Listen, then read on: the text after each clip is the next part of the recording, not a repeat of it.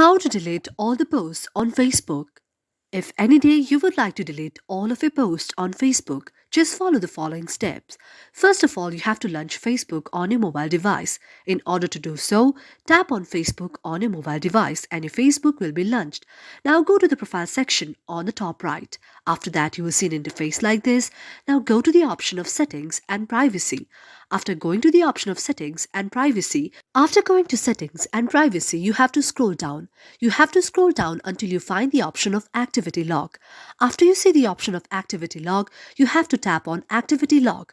After you tap on the activity log, you will see an interface like this. After that, you have to scroll down and then you have to go to the option of post out there. And after you tap on the post, you will see the interface like this. After you see the interface like this, now you have to do the further steps. Now you will see an interface like this and you will have to go to the option of filters. After you go to the option of filters, you'll see an interface like this. After seeing an interface like this, now you have to go to the categories of all.